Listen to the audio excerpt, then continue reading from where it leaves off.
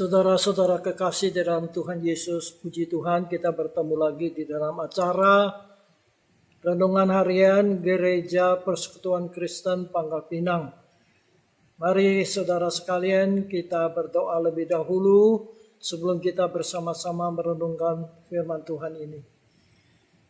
Bapa kami yang ada di dalam sorga, terima kasih kesempatan yang Tuhan berikan kepada kami sehingga kami boleh bertemu di dalam acara renungan harian gereja kami. Kami mohon Roh Kudus membuka hati kami dan pikiran kami untuk mengerti firman-Mu. Pakailah hamba-Mu untuk menyampaikannya dengan sederhana. Terima kasih Tuhan. Kami berdoa dalam nama Tuhan Yesus kami berdoa. Amin. Saudara sekalian, kemarin kita baru memperingati hari Jumat Agung, yaitu hari Tuhan Yesus kita mati di kayu salib. Dan besok hari Minggu tanggal 4 April kita akan memperingati hari kebangkitan Tuhan Yesus. Oleh sebab itu pada hari ini saya mengajak kita bersama-sama merenungkan tentang kematian dan kebangkitan Tuhan Yesus. Peristiwa tentang penyaliban dan kebangkitan Tuhan Yesus tercatat di dalam 4 Injil di dalam Alkitab. Namun pada hari ini saya tidak membaca semua ayat-ayat yang mencatat peristiwa itu, hanya berapa ayat saja. Yang pertama adalah di dalam Yohanes pasal 19 ayat 17 dan 18, demikian firman Tuhan. Sambil memikul salibnya, ia atau Yesus pergi keluar ke tempat yang bernama tempat tengkorak, dalam bahasa Ibrani Golgota. Dan di situ ia disalibkan mereka, dan bersama-sama dengan dia disalibkan juga dua orang lain sebelah menyebelah Yesus di tengah-tengah. Kemudian Yohanes 19 ayat 28 sampai 30. Sesudah itu, karena Yesus tahu bahwa segala sesuatu telah selesai, berkatalah ia, supaya genaplah yang tertulis di dalam kitab suci, aku haus. Di situ ada suatu bekas penuh anggur asam. Maka mereka mencucukkan bunga karang yang telah dicelupkan dalam anggur asam pada sebatang hisop, lalu menunjukkannya ke mulut Yesus. Sesudah Yesus meminum anggur asam itu, berkatalah ia, sudah selesai. Lalu ia menundukkan kepalanya dan menyerahkan nyawanya. Kemudian kita akan baca lagi mengenai kebangkitan Tuhan Yesus yang tercatat di dalam Injil Matius pasal 28 ayat 1 sampai 10. Demikian firman Tuhan. Setelah hari Sabat lewat, menjelang menyingsingnya fajar pada hari pertama minggu itu, pergilah Maria Magdalena dan Maria yang lain menengok kubur itu. Maka terjadilah gempa bumi yang hebat, sebab seorang malaikat Tuhan turun dari langit dan datang ke batu itu dan menggulingkannya lalu duduk di atasnya. Wajahnya bagaikan kilat dan pakaiannya putih bagaikan salju. Dan penjaga-penjaga itu gentar ketakutan dan menjadi seperti orang-orang mati. Akan tetapi malaikat itu berkata kepada perempuan-perempuan itu, janganlah kamu takut, sebab aku tahu kamu mencari Yesus yang disalibkan itu. Ia tidak ada di sini, sebab ia telah bangkit, sama seperti yang telah dikatakannya. Mari lihatlah tempat ia terbaring. Dan segeralah pergi, dan katakanlah kepada murid-muridnya bahwa ia telah bangkit dari antara orang mati. Ia mendahului kamu ke Galilea. Di sana kamu akan melihat dia. Sesungguhnya aku telah mengatakannya kepadamu. Mereka segera pergi dari kubur itu dengan takut dan dengan sukacita yang besar, dan berlari cepat-cepat untuk memberitahukannya kepada murid-murid Yesus. Tiba-tiba Yesus berjumpa dengan mereka dan berkata, salam bagimu. Mereka mendekatinya dan memeluk kakinya serta menyembahnya. Maka kata Yesus kepada mereka, jangan takut, pergilah Dan katakanlah kepada saudara-saudaraku supaya mereka pergi ke Galilea. Di sanalah mereka akan melihat aku. Amin. Demikianlah pembacaan firman Tuhan. Saudara sekalian, saya ingin mengajak kita melihat kronologi daripada penyaliban Tuhan Yesus dan kebangkitannya. Tuhan Yesus kita tinggal di kota Nazaret, di provinsi Galilea bersama dengan Yusuf dan Maria sampai berumur 30 tahun. Dia tinggal di situ sebagai seorang tukang kayu, dan pada umur 30 Tuhan Yesus meninggalkan kampung halamannya dan pergi ke keliling di daerah Yudea, Samaria, dan Galilea, di mana dia mengkhotbahkan atau memberitakan tentang kebenaran kerajaan Allah, yaitu kerajaan sorga.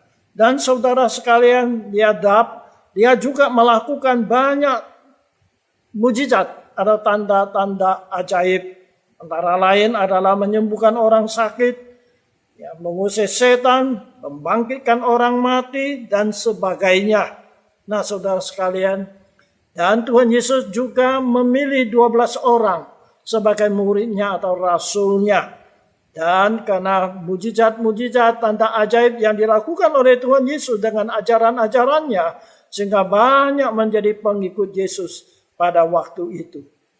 Dan Tuhan Yesus menjadi seorang nabi yang dianggap populer sekali.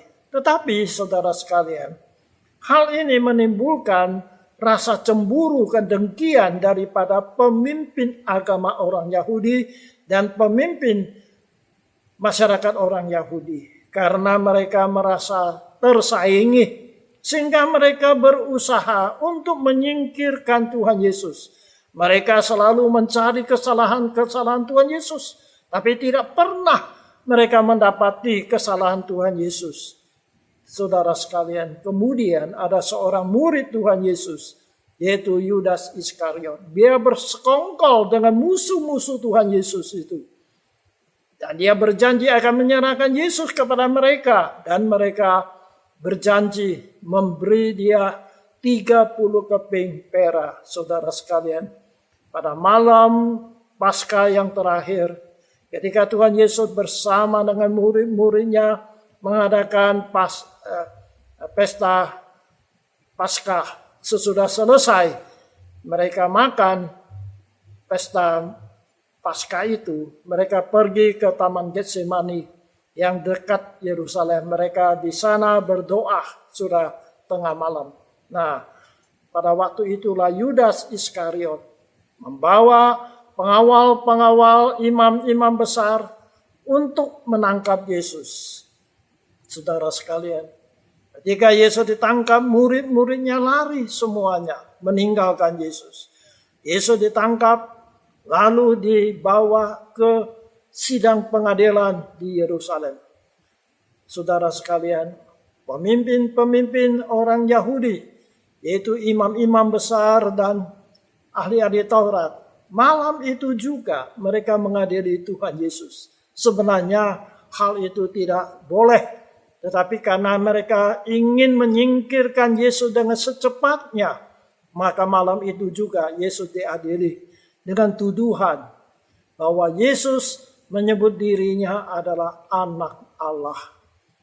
Bagi orang Yahudi, hal ini adalah suatu dosa hujatan yang luar biasa, sehingga mereka sepakat bahwa Yesus itu harus dihukum mati karena Yesus menyebut dirinya adalah anak Allah, yang artinya dia menyamakan dirinya sama dengan Allah. Tetapi mereka tidak punya wewenang untuk menghukum Yesus dengan kematian. Mereka harus melalui Pilatus. Pilatus ini adalah wali dari Kaisar Romawi. Oleh sebab itu, pagi-pagi sekali mereka membawa Yesus kepada Pilatus untuk diizinkan Yesus itu dihukum mati. Namun, tuduhan kepada Yesus di hadapan Pilatus bukan lagi Yesus menyebut dirinya sebagai anak Allah, karena orang Romawi punya undang-undang, yaitu kebebasan beragama. Kalau Yesus dituduh sebagai anak Allah, Pilatus pasti tidak akan menjatuhkan hukuman mati kepada Yesus. Maka mereka merubah tuduhan kepada Yesus itu. Bukan lagi menyebut dirinya anak Allah, tetapi menuduh Yesus menyebut dirinya adalah raja orang Yahudi. Nah, saudara sekalian, kalau Yesus disebut sebagai raja, berarti dia melawan kaisar Romawi. Itu berarti dia seorang pemberontak. Maka Pilatus mengadili Yesus. Apakah dia menyebut dirinya adalah seorang raja? Tapi Yesus mengatakan, memang dia raja, tetapi kerajaannya bukan di dunia ini. Tuhan Yesus tidak pernah mempunyai tentara yang mengangkat senjata melawan Romawi. Sehingga Pilatus ini tahu bahwa Yesus ini sebenarnya tidak ada dosa yang pantas dihukum mati. Pilatus juga tahu bahwa pemimpin orang Yahudi menyerahkan Yesus kepadanya dan minta dia menjatuhkan hukuman mati kepada Yesus hanya karena mereka cemburu, dengki kepada Yesus. Oleh sebab itu, Pilatus mengatakan bahwa dia tidak mendapatkan dosa yang pantas dihukum mati terhadap Tuhan Yesus ini. Oleh sebab itu dia berkata kepada orang Yahudi, dia akan menyesah atau menghukum atau menghajar Tuhan Yesus, kemudian akan melepaskan Yesus. Nah, hal ini menimbulkan kemarahan orang Yahudi. Mereka mengancam Pilatus bahwa kalau Pilatus melepaskan Yesus, mereka akan mengadu ke kaisar di Roma bahwa Pilatus telah melepaskan seorang pemberontak. Nah, saudara sekalian, hal ini membuat Pilatus menjadi khawatir. Akhirnya dia menyerahkan Yesus kepada mereka. Ketika Pilatus mengatakan bahwa dia tidak menemukan dosa, kesalahan yang pantas dihukum mati kepada Yesus ini, Pilatus ingin melepaskan Yesus, tetapi orang Yahudi tidak mau menerima dan mereka mati-matian menuntut supaya Yesus itu disalibkan. Nah, Pilatus akhirnya mengalah, lalu dia mengambil baskom berisi air di depan orang Yahudi, dia mencuci tangannya dan mengatakan, penumpahan darah orang yang tidak ada salah ini, saya tidak bertanggung jawab. Orang-orang Yahudi berteriak mengatakan, darahnya akan kami tanggung dan anak cucu kami akan menanggungnya. Saudara sekalian, inilah yang dikatakan oleh orang-orang Yahudi pada waktu itu. Saudara sekalian, mereka tahu Yesus tidak ada dosa, tetapi mereka mati-matian menuntut Pilatus menyalibkan Tuhan Yesus. Mereka berkata mereka akan menanggung dosa pembunuhan terhadap Yesus ini. Dia, mereka, dan anak cucunya. Dan saudara sekalian, sebenarnya Allah juga adil. Kita tahu pada tahun 70, Jenderal Titus dari kerajaan Romawi datang mengepung kota Yerusalem dan menghancurkan kota Yerusalem.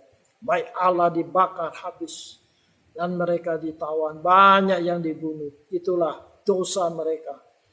Tuntutan Tuhan kepada mereka, penumpahan darah terhadap Tuhan Yesus.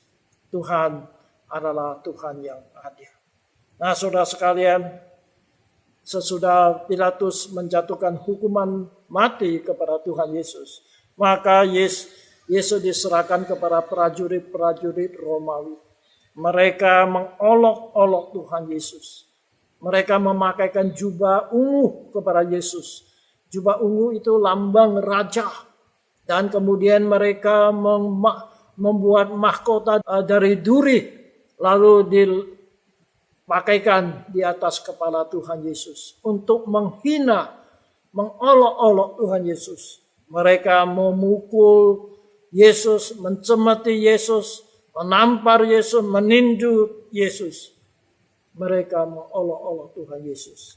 Nah, sesudah mereka mengolok Tuhan Yesus, lalu Yesus dipaksa memikul salibnya pergi ke tempat penyaliban, yaitu di Bukit Golgota.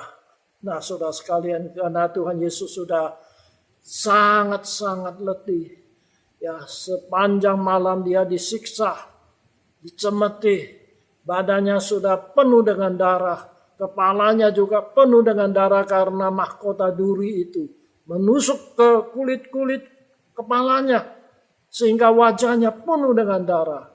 Dan sekarang mereka memaksa Yesus memikul salibnya sehingga Yesus jatuh bangun memikul salibnya. Lalu mereka memaksa seseorang untuk membantu Yesus memikul salibnya sampai ke Bukit Golgota. Di sanalah mereka menyalibkan Tuhan Yesus. Yesus lalu digantung di kayu salib. Tuhan Yesus di sana disalibkan adalah kurang lebih pada jam 9 pagi. Dan di sana Tuhan Yesus digantung sampai jam 3 sore. Barulah Tuhan Yesus meninggal dunia. Nah, saudara sekalian, jadi 6 jam Tuhan Yesus digantung di kayu salib. Disiksa, diolok-olok, dimaki-maki, saudara sekalian, diejek semuanya. Tapi Tuhan Yesus tidak pernah membalas dendam. Di atas kayu salib Tuhan Yesus telah mengucapkan 7 kalimat. Tapi saya hari ini tidak menyebut semuanya. Saya hanya menyebut kalimat yang pertama dan yang terakhir. Kalimat yang pertama yang diucapkan di Yesus di kayu salib adalah doa. Doa untuk musuh-musuhnya. Doanya demikian. Ya Bapa, ampunilah mereka sebab mereka tidak tahu apa yang mereka lakukan. Di sini kita lihat kebesaran jiwa Tuhan Yesus. Di dalam siksaan yang luar biasa. Tapi dia berdoa kepada Bapaknya di surga. Supaya mengampuni musuh-musuhnya dengan alasan mereka tidak tahu apa yang mereka lakukan. Dan kalimat yang terakhir, sebelum dia menembus napas yang terakhir, Tuhan Yesus juga berdoa. Dia berkata demikian, ya Bapa, ke dalam tanganmu kuserahkan nyawaku. Jadi Tuhan Yesus sendiri menyerahkan nyawanya kepada Bapaknya yang di surga. Saudara sekalian, dengan demikian Tuhan Yesus mati di kayu salib. Kemudian sesudah Tuhan Yesus mati, ada 2 murid Tuhan Yesus yang secara sembunyi-sembunyi jadi murid, yaitu Yusuf dari Arimatea. Dia adalah seorang anggota dewan, dan kemudian adalah Nikodemus, seorang Farisi. Mereka berdua adalah orang yang berpengaruh, punya harta yang banyak. Lalu mayat Tuhan Yesus diturunkan, dibersihkan, lalu dikafani, lalu dimakamkan. Makam di kuburan Yusuf Arimatea ini. Karena dia orang kaya, kuburannya telah disiapkan untuk dirinya, untuk keluarganya di dalam gua. Nah, karena tempat itu masih baru, lalu dia memakamkan Yesus di dalam kuburan, di dalam gua itu. Jadi Tuhan Yesus tidak dimakamkan di dalam tanah, tetapi di gua yang adalah kuburannya dari Yusuf Arimatea ini. Tetapi saudara sekalian, sebelum Tuhan Yesus mati, dia telah memberitahukan murid-muridnya bahwa dia akan mati, tapi hari ketiga dia akan bangkit. Nah, pemimpin agama Yahudi takut kalau muridnya datang mencuri mayat Tuhan Yesus, lalu menyebarkan berita bahwa Yesus sudah bangkit. Oleh sebab itu mereka datang kepada Pilatus, lalu mengirim prajurit-prajurit menunggu atau menjaga kuburan Tuhan Yesus, supaya mayat Tuhan Yesus tidak dicuri. Tetapi puji Tuhan, pada hari yang ketiga, yaitu hari Minggu pagi-pagi sekali, Tuhan Yesus sudah bangkit. Dan ada datang malaikat datang dari sorga dengan pakaian yang putih berkilau-kilauan, lalu menggulingkan batu penutup kuburan itu. Prajurit-prajurit melihat menjadi ketakutan. Alkitab mengatakan mereka ketakutan seperti orang mati. Mereka tahu bahwa Yesus sudah bangkit. Lalu mereka pulang kembali ke Yerusalem, memberi laporan kepada bos mereka, itu imam-imam besar. Lalu imam-imam besar menyogok mereka, memberi mereka banyak uang dan berkata, jangan menyebut bahwa Yesus sudah bangkit, tetapi katakan bahwa murid-muridnya datang mencuri mayat Tuhan Yesus. Tapi saudara sekalian, sesungguhnya Tuhan kita Yesus sudah bangkit dari kematian. Nah saudara sekalian, sesudah Tuhan Yesus bangkit dari kematian, dia tidak langsung pulang ke surga, kembali ke surga, tidak. Selama 40 hari, dia berkumpul dengan murid-muridnya dan mengajar mereka tentang hal kerajaan Allah, mempersiapkan dirinya mereka untuk menjadi saksinya. Sesudah 40 hari, Tuhan Yesus membawa mereka ke Bukit Zaitun. Di atas Bukit Zaitun inilah di hadapan murid-muridnya Tuhan Yesus terangkat kembali ke surga. Dan dia berjanji satu hari dia akan datang kembali. Saudara sekalian, Tuhan Yesus janji dia mau datang kembali. Kiranya Tuhan menolong kepada kita dari peristiwa kematian dan kebangkitan Tuhan Yesus. Apa yang bisa kita pelajari? Kita harus tahu bahwa Yesus mati di kayu salib adalah karena dia mau menjadi juru selamat kita manusia. Dia yang tidak ada dosa, tetapi telah menanggung dosa kita dengan menerima hukuman dosa kita. Ayat Alkitab yang menyatakan kebenaran ini terdapat di 1 Petrus pasal 2 ayat 21 sampai 24. Saya akan bacakan 1 Petrus pasal 2 ayat 21 sampai ayat 24. Sebab untuk itulah kamu dipanggil, karena Kristus pun telah menderita untuk kamu dan telah meninggalkan teladan bagimu, supaya kamu mengikuti jejaknya. Ia tidak berbuat dosa dan tipu tidak ada dalam mulutnya. Ketika ia dicaci maki, ia tidak membalas dengan mencaci maki. Ketika ia menderita, ia tidak mengancam, tetapi ia menyerahkannya kepada Dia yang menghakimi dengan adil. Ayat 24. Ia sendiri telah memikul dosa kita di dalam tubuhnya di kayu salib, supaya kita yang telah mati terhadap dosa hidup untuk bilurnya. Kamu telah sembuh.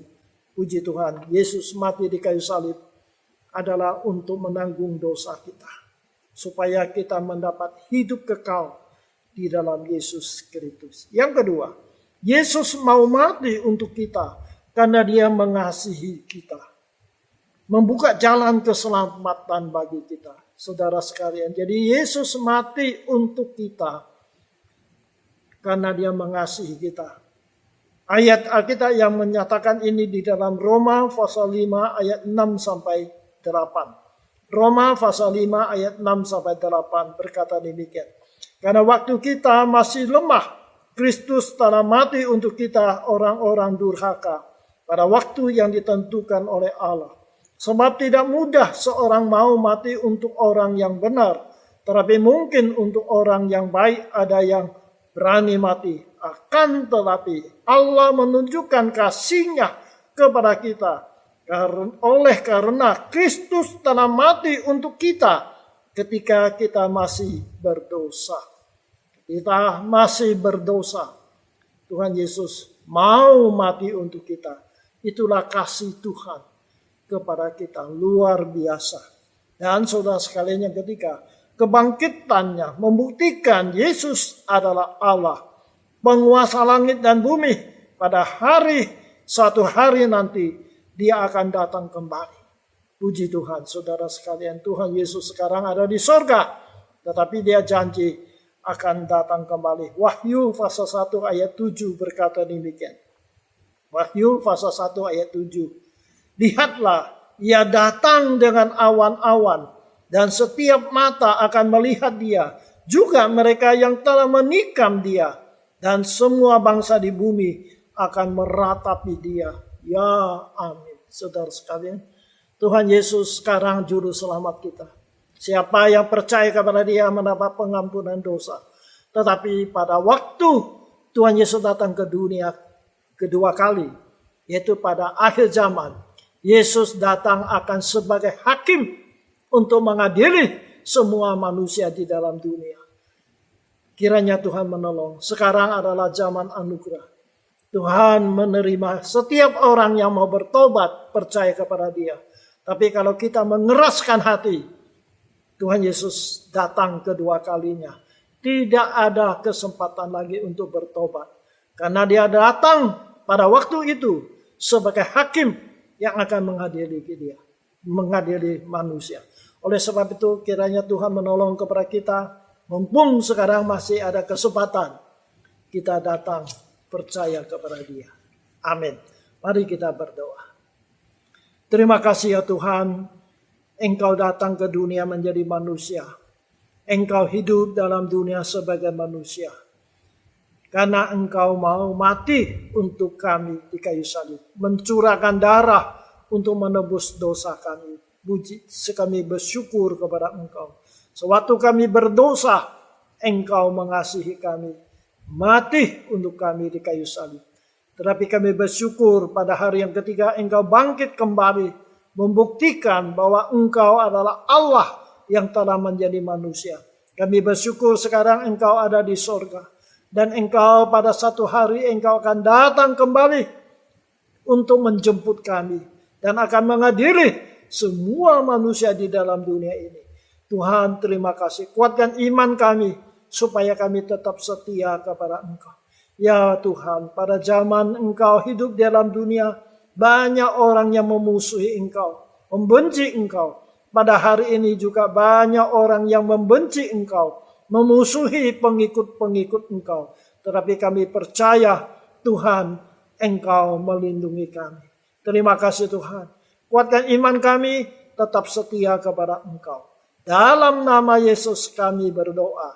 Amin. Puji Tuhan saudara sekalian. Kiranya Tuhan menguatkan iman kita. Sampai berjumpa lagi pada kesempatan yang lain. Tuhan berkati kita. Amin.